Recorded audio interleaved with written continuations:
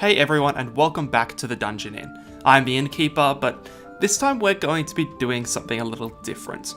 This video is the start of a new semi-regular series we're going to be calling The Workshop, a space where we take a look at homebrew and playtest material for 5th edition and workshop and review it. To start off this week, we are going to be taking a look at the new Unearthed Arcana playtest for the Artificer. The Artificer, for those who are unfamiliar, is a brand new playable class for the game. They're magical scientists and inventors who use enchanted technology and science to fight and support their allies. The class does have a bit of a niche flavour, which is why it wasn't included in the player's handbook. Not everyone likes having magical technology in their game, so be sure to make sure your world or your DM's world is designed to accommodate the class before you consider playing it. This is with the exception of Eberron, which is rife with them, and this class has clearly been specifically built with that setting in mind, so the class has a few quirks that make sense within the world of Eberron itself, but perhaps not so much the more general idea of what an inventor and tinkerer is. I'm going to start by going through the whole class and all its abilities and details in one big overview, so if you've already read the class and just want my general thoughts on it, jump to the timestamp on the screen now. The Artificer is an intelligence-based half-caster, completing the trio along with Paladin and Ranger. You can choose to make either Constitution or Dexterity your secondary stat, depending on what build you're going for. Constitution will make you tankier and helps with maintaining your concentration spells, while Dexterity will be your main offensive stat if you're using weapons, and of course helps with the ever-present Dexterity saving throws and checks. The Artificer has a standard D8 hit dice like Clerics and Warlocks, as well as proficiency in light armor, medium armor, and shields. Weapons-wise, the Artificer gets simple weapons and crossbows, which is a pretty limited weapon selection, though if your world does have firearms, you will also have proficiency in those. Tools are really the Artificer's thing, so it makes sense that you get proficiency in 3 of them, even if they aren't as useful as skills. If you use the rules in Xanathar's Guide to Everything, there is a lot you can do with the tools, and they can be quite fun, especially out of combat. But even aside from that, the class does get Thieves' Tool proficiency, which is the only class that gets it outside of Rogue, which is pretty good. Your saving throws are Intelligence and Constitution. Intelligence is... it can be very useful when you're fighting things like Mind Devourers, but for the most part doesn't really come up, but it does make sense for the class. Constitution, on the other hand, is amazing. Proficiency in con saves will really help you keep your concentration on spells when you are in melee, or even just in general.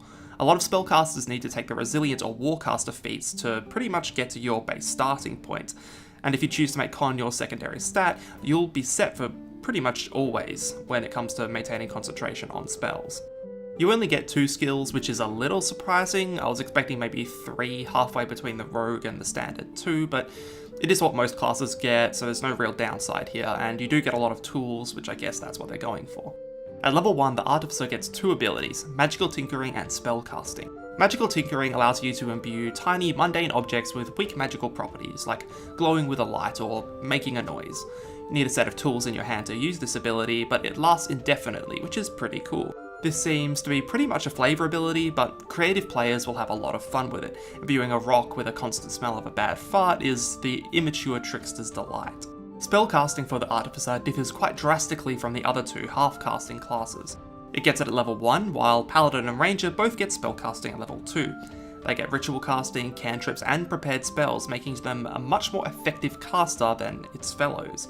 You can use any kinds of artisan's tools as your spellcasting focus, everything from tinkerer's tools to cook's utensils. There are so many artisan's tools, and you have a lot of creative freedom with how your character works flavour-wise, which is always a massive plus for me, and I think that is really one of the big draws of this class. The Artificer spell list looks pretty decent. There are some decent damage cantrips in Ray of Frost and Firebolt to make up for the lack of weapon proficiency, as well as some fantastic utility and support cantrips like Mage Hand, Prestidigitation, and Guidance. Of their first level spells, they get some basic healing and cure wounds, but no healing word. Some good utility in Identify, Alarm, and Detect Magic, all of which combo really well with ritual casting. I also get a new spell called Arcane Weapon. It's a bonus action and allows one weapon you're holding to deal an extra 1d6 of an elemental type that you can change as a bonus action on subsequent turns, as well as making the weapon damage itself magical. I won't go through the rest of the Artificer spell list in detail, but I do think that everything fits pretty well for the most part.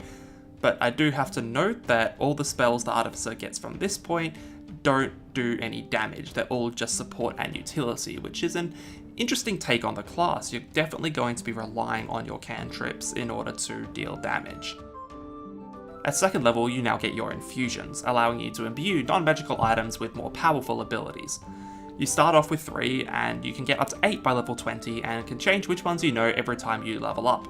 This is one of the main abilities of the Artificer, so we are going to go into some detail here.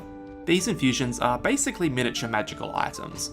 You can only have a certain amount of them active at once, as shown on your class table, and when you make them, you can choose to immediately attune to them or give them to other party members to attune to. You can infuse armor, for example, to give it an extra +1 AC, similar to the Forge Cleric. You can infuse weapons to give them an extra +1 to attack and damage, and at higher levels, you can even give some armor resistance to certain damage types, as well as coat a weapon in Radiant Light. There are a few other small infusions as well that seem like they could be pretty neat out of combat. But the big draw here is the ability to straight up create magical items using the Replicate Magic Item infusion. You have to pick which item you would like to replicate when you take the infusion, but you can take the infusion multiple times to be able to take multiple magic items. For example, at level 2, I can choose the Enhanced Weapon and Enhanced Defense infusions, as well as the Replicate Magic Item infusion, and choose to be able to make the Goggles of Night. Then say when I level up to level 3, I can change my Enhanced Weapon infusion to another Replicate Magic infusion, and choose like a Rope of Climbing as well. All of these infusions require attunement, so they're not just bonus magic items, but it is pretty cool to be able to make these items of your own accord, and then swap them around depending on what your campaign needs.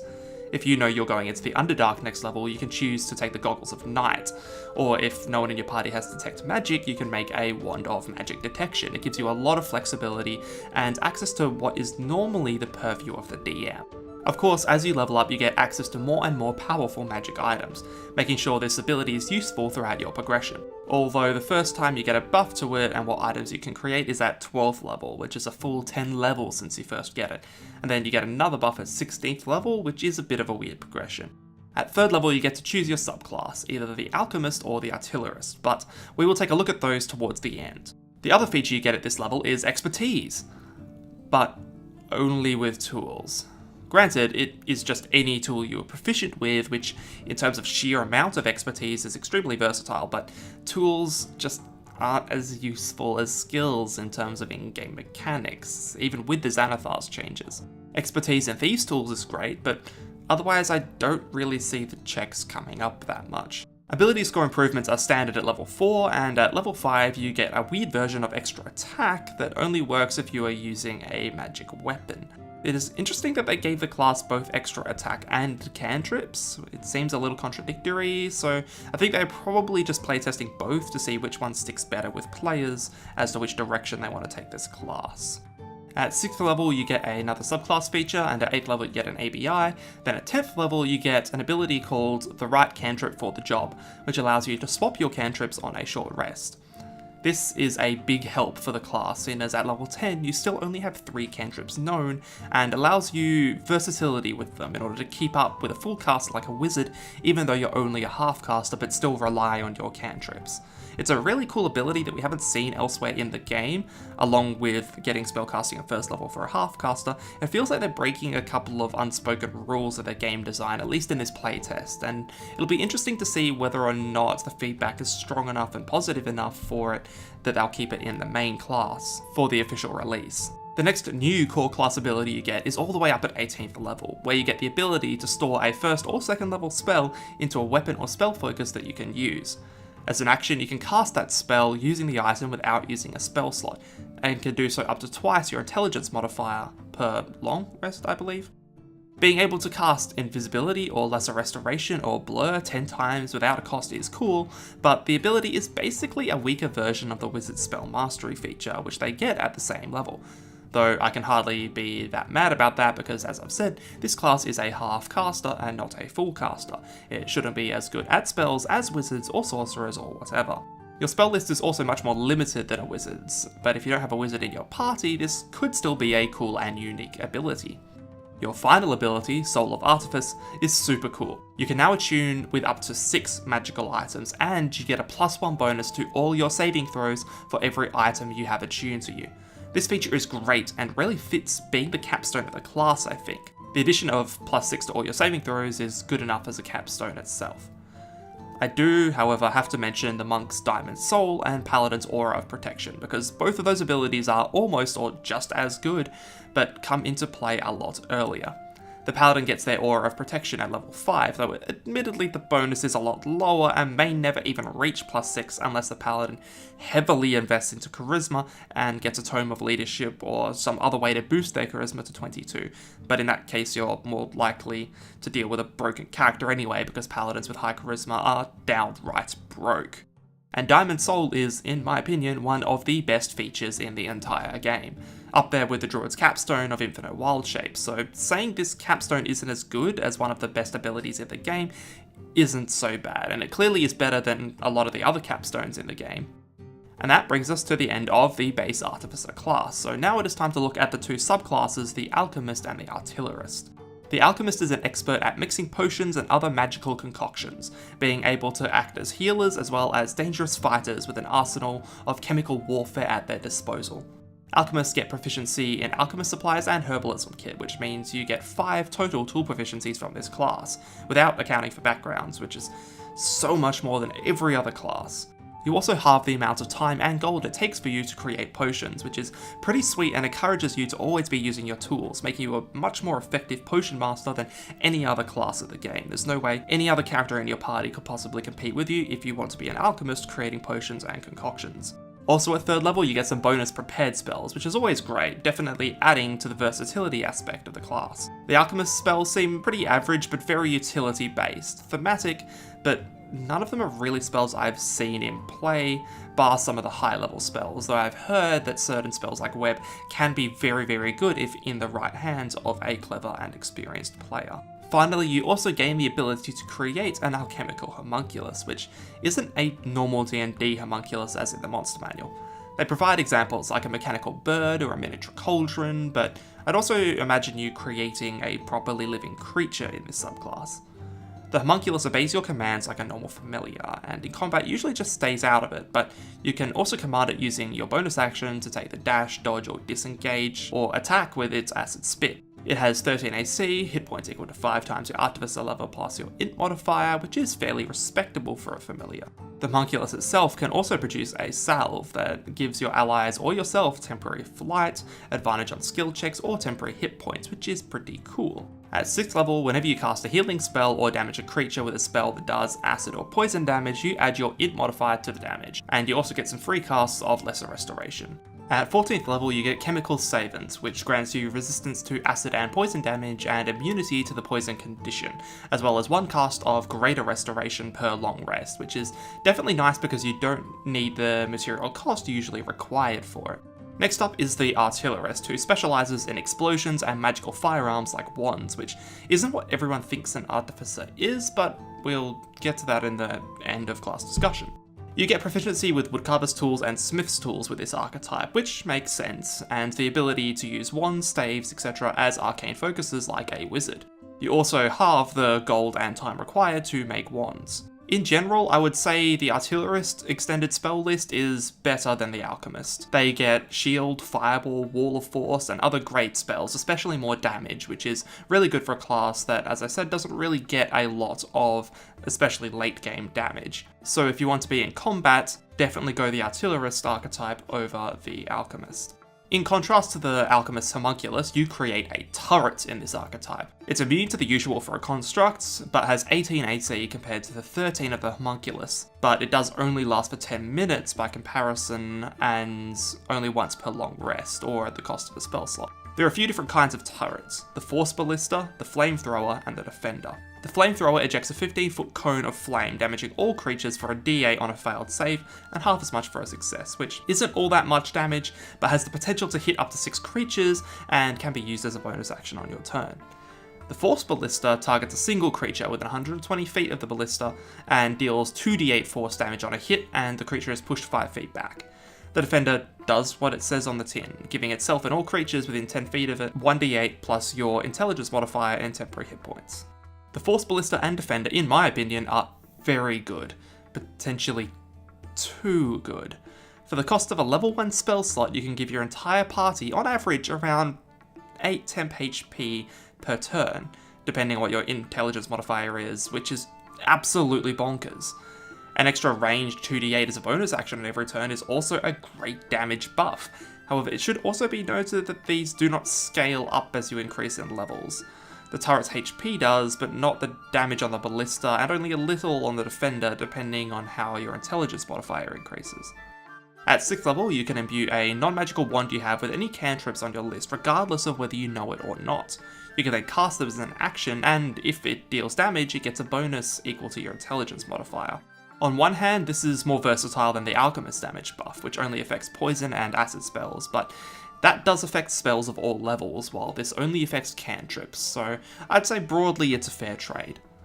The last ability, goddamn this analysis has taken a while, is known as Fortified Position. Your turret provides half cover, or +2 AC and advantage on deck saves, to all allies within 10 feet of it, and you can create a second turret that you can also control identically to the first. And it can be a different kind of turret, so you could have one flamethrower and one ballista, or 2 defenders, or whatever. And so that is the class, and remember that this is a playtest class, and features are likely to change before the final release in the Wayfinder's Guide to Eberron, but as it stands, these are my thoughts. I like it. It needs some more fleshing out before the final release with more archetypes and infusions, but the chassis is solid, and I think that is for one specific reason.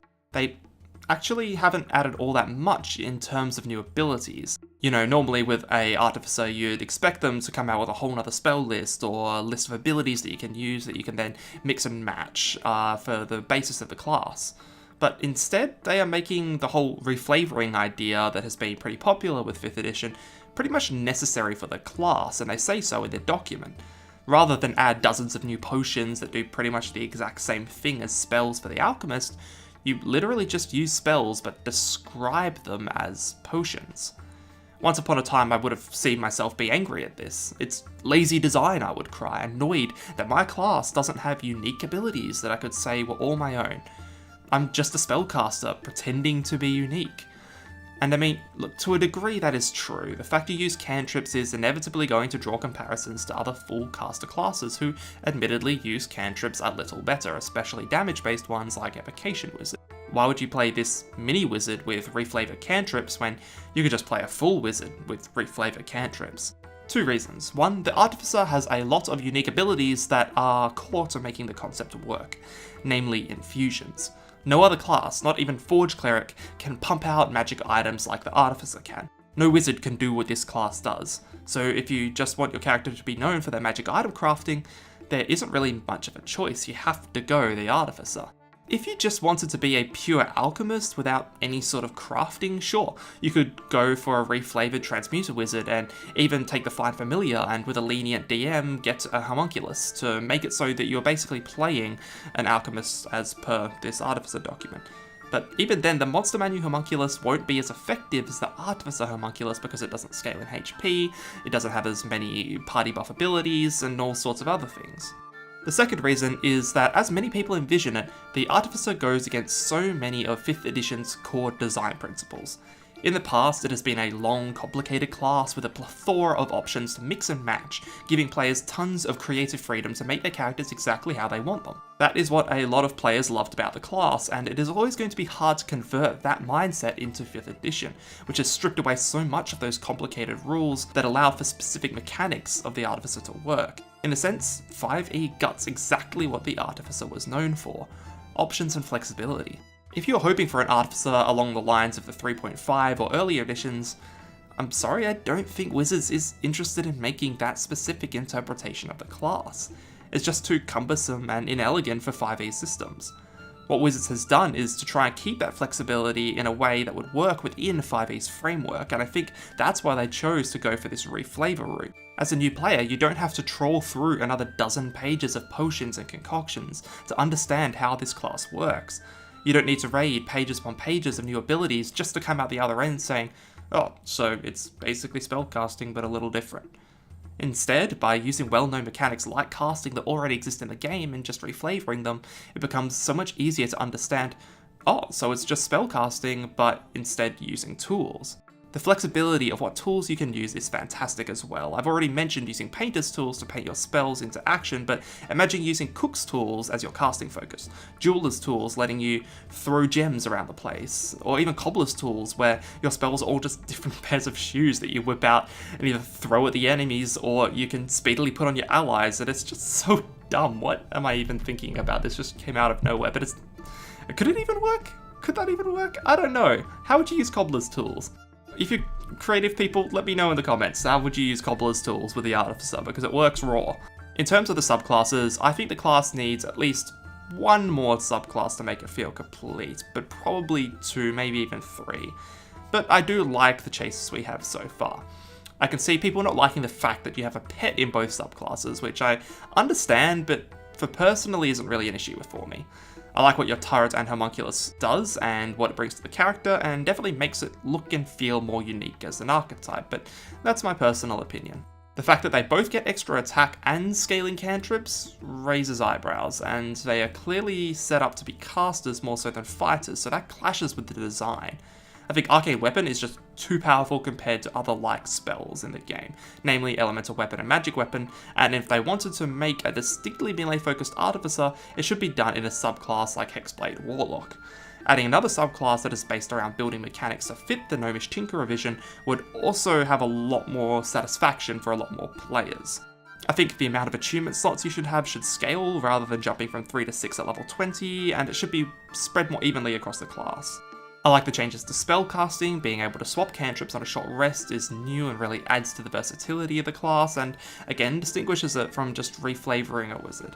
People have pointed out that without Crossbow Expert to remove the loading property of your crossbows, your weapon options are limited to only simple weapons, which sucks for a class with extra attack.